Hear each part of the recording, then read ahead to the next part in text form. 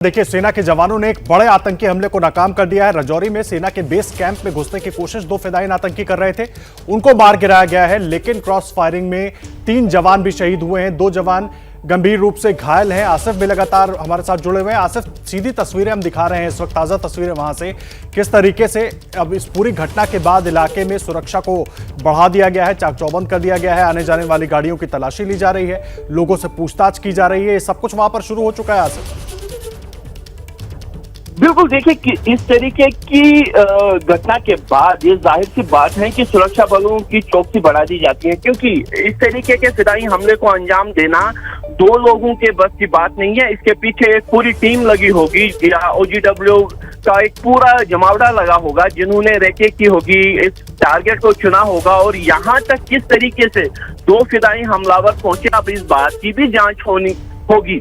इसीलिए जो पहला कदम इस तरीके के हमले के बाद है कि इसीलिए इलाके की घेराबंदी करके यहाँ पे तलाशी अभियान भी चलाया जाएगा। वाहनों की तलाशी इस वजह से ली जा रही है क्योंकि माना यही जा रहा है कि इस जगह तक पहुंचाने के लिए किसी वाहन का इस्तेमाल किया गया होगा इन 2 हमलावरों को पहुंचाने के लिए। और फिर इसके बाद जब उन्होंने रात के अंधेरे में कैंप के अंदर घुसने की कोशिश की तो हो सकता है कि जो उनके मददगार है वो पास के ही इलाके में छुपे हुए, ताकि ये देखा जा सके कि किस तरीके से वो हमले को अंजाम दे रहे। और ऐन मुमकिन है कि हो सकता है कि कुछ हमलावर वीडियो कैमरा के या मोबाइल फोन के साथ आसपास के इलाके में इस घटना को रिकॉर्ड करने की भी कोशिश कर रहे हो। इस बात की भी संभावना है क्योंकि राजौरी पुंछ इलाके में अक्सर ये देखा गया है कि बॉडी कैम के साथ भी मिलिटेंट इस तरीके के हमले को अंजाम देते हैं ताकि उसकी रिकॉर्डिंग हो सके। इसीलिए सभी मुद्दों पर वो नजर रखते हुए सुरक्षा बल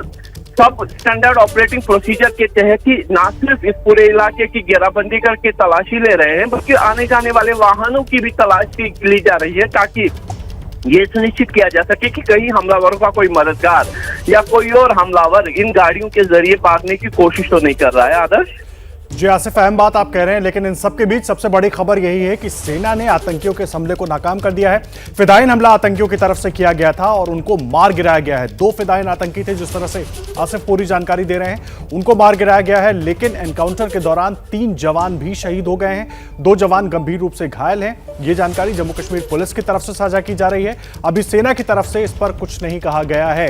तस्वीरें हम आपको दिखा रहे हैं इस आतंकी हमले के बाद राजौरी के उस इलाके में जहां पर सेना का ये कैंप है, उसके आसपास के पूरे इलाके में सुरक्षा व्यवस्था को चाक चौबंद कर दिया गया है। हालांकि बेस कैंप की अपनी एक सुरक्षा होती है, उसके सारे प्रोटोकॉल्स फॉलो किए जाते हैं। उसके बाद भी इन आतंकियों की तरफ से कोशिश की गई कि किसी तरीके से वो बेस कैंप में प्रवेश कर जाएं और बड़ा नुकसान करें, लेकिन भारतीय सेना के जवानों ने इन आतंकियों को वक्त रहते ही मार गिराया। आसिफ, एक चीज आपसे समझना चाहेंगे, दूर दराज के बेस कैंप का आपने जिक्र किया, सिक्योरिटी वहां पर लगातार रिव्यू होती रहती है, थ्रेट असेसमेंट होता रहता है। इन सब के बीच कैसे लग रहा है कि आतंकी वहां तक पहुंच गए, दीवार तक भी बेस कैंप के पहुंच गए? ये कैसे संभव हो पाया? या पहले किसी और तरीके से वो छुपे हुए थे वहां पर, उसके बाद रात का फायदा उठाकर वहां पर पहुंच गए? देखिए, मिलिटेंट्स की प्रेजेंस इस पूरे इलाके में है, ये सभी को पता है। और जो जम्मू कश्मीर पुलिस और सुरक्षा बलों का आकलन है कि तकरीबन 120 से 150 मिलिटेंट जो है जम्मू कश्मीर में सक्रिय है। कल ही जम्मू कश्मीर पुलिस के कश्मीर जोन के ADGP ने कहा था कि तकरीबन 45 से 50 मिलिटेंट जो इनमें से हैं वो कश्मीर घाटी में सक्रिय हैं, जबकि बाकी मिलिटेंट साउथ पीर पंचाल यानी पुंछ राजौरी बेल्ट में है। तो मिलिटेंट्स की प्रेजेंस इस इलाके में पहले से ही मौजूद है, इसीलिए कैंपों की सुरक्षा सतर्क होती है वो। और खासतौर पर जो बड़े पर्व हैं जैसे 15 अगस्त आने वाला है, इससे पहले इस तरीके की आशंका होती है कि हमला हो सकता है। लेकिन जो नई बात इसमें यह है कि ये फिदाई हमला करने की कोशिश थी जो बहुत साल के बाद हुआ है। सुरक्षा बलों पर हमले, IED के जरिए हमले, दूर से गोलीबारी करके फिदाई हमला करने की कोशिश जो होती थी वो इससे पहले नहीं होती थी। लेकिन इस बार ये बदली हुई रणनीति लग रहा है कि खासतौर पर साउथ पीर यानी पीर पंचाल के इलाके पुंछ राजौरी में किया गया है। और क्योंकि ये कैंप तकरीबन राजौरी के मुख्य टाउन से 25 किलोमीटर की दूरी पर है। यहाँ पे जो इलाका है, क्योंकि मेन टाउन से दूर है, तो माना यही जाता है कि यहाँ पे सतर्कता ज्यादा बरती जाएगी, क्योंकि आइसोलेटेड इलाके में मौजूद रहता है। लेकिन इसको निशाना बनाने के पीछे एक बहुत बड़ी टीम रही होगी। कम से कम 4 से 5 लोग ऐसे रहे होंगे जिन्होंने इलाके की रेकी की होगी। उसको चूज किया गया होगा कि टारगेट किसको निशाना बनाया जाएगा, और यहाँ तक फिदाई हमलावर खुद चल के नहीं आए होंगे, इस बात की भी पूरी संभावना है कि उनको यहाँ तक गाइड किया गया होगा। इसीलिए इस पूरे नेटवर्क पर अब सुरक्षा बलों की नजर रहेगी कि आखिर किस तरीके से मिलिटेंट इतना नजदीक कैंप के आ सके, यहाँ पे तार काटने की कोशिश करके कैंप के अंदर घुसने की कोशिश करने लगे। तो इसीलिए जो सुरक्षा का रीअसेसमेंट होगा, क्योंकि उसकी पड़ताल होगी कि क्या कहीं पे चूक रही है, वो तो बाद की बात है। लेकिन फिलहाल जो प्राथमिकता यह है कि इस पूरे इलाके की घेराबंदी करके तलाशी ली जा रही है, ताकि कोई और हमलावर न हो, इस बात को सुनिश्चित किया जा सके। और आसपास के इलाकों को भी सतर्क रहने के लिए कहा गया है, और जो सुरक्षा अलर्ट है वो पूरे जम्मू कश्मीर में कर दिया गया है, क्योंकि हो सकता है कि बदली हुई रणनीति के तहत जो जम्मू कश्मीर में सक्रिय मिलिटेंट्स हैं अब फिदाई हमले के जरिए अपनी प्रेजेंस जताने की कोशिश करें। क्योंकि कल भी कश्मीर घाटी में पुलवामा के डहब इलाके में 30 किलो का आईडी निष्क्रिय किया गया सुरक्षा बलों की तरफ से, और एक बड़ी घटना होने से रोक गई।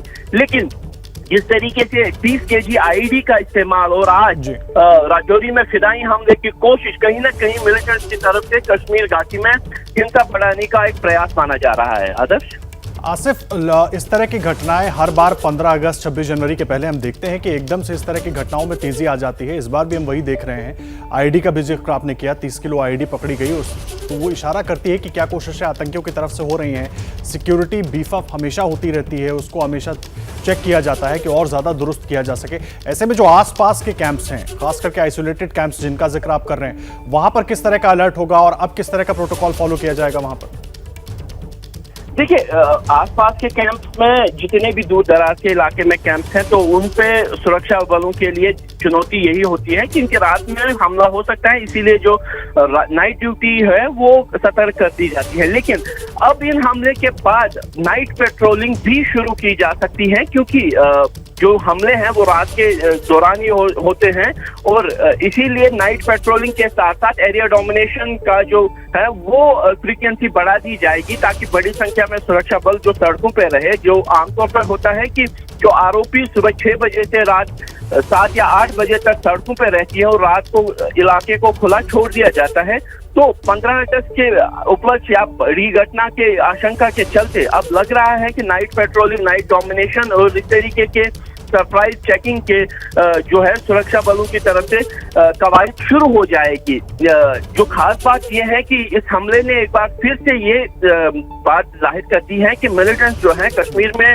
भले ही सुरक्षा बलों के दबाव के आगे झुक गए थे, लो हो गए थे, कहीं ना कहीं अब बदले हुए हालात में वो भी अपनी प्रेजेंस जताना चाहते हैं, क्योंकि हाल फिलहाल के दिनों में बड़ी संख्या में जो है मिलिटेंट कश्मीर घाटी या जम्मू के इलाके में सुरक्षा बलों के हाथ मारे गए हैं, और इसीलिए जो लग रहा था कि मिलिटेंट शायद अब आखिरी पड़ाव पर पहुंच गए हैं और मिलिटेंसी खत्म होने वाली है। इसीलिए अपनी प्रेजेंस जताने के लिए एक बार फिर इस तरीके के बड़े हमले अंजाम देने की कोशिश है, खासतौर पर एक सेना के कैंप को निशाना बनाकर फिदाई हमले के जरिए। ये हैं शर्मा जी, जो रात का खाना और देश दुनिया की सुर्खियां दोनों लेते हैं सुमित अवस्थी के साथ। अब ये हैं इनके पड़ोसी बैनर्जी साहब। मिष्टी दोई खाते खाते पूरा बंगाल जान लेते हैं सुमन दे के साथ। इनकी तरह आप भी देखें अपने फेवरेट न्यूज एंकर को एक ही ऐप पर, और डाउनलोड कीजिए एबीपी लाइव ऐप अपने स्मार्ट टीवी पर।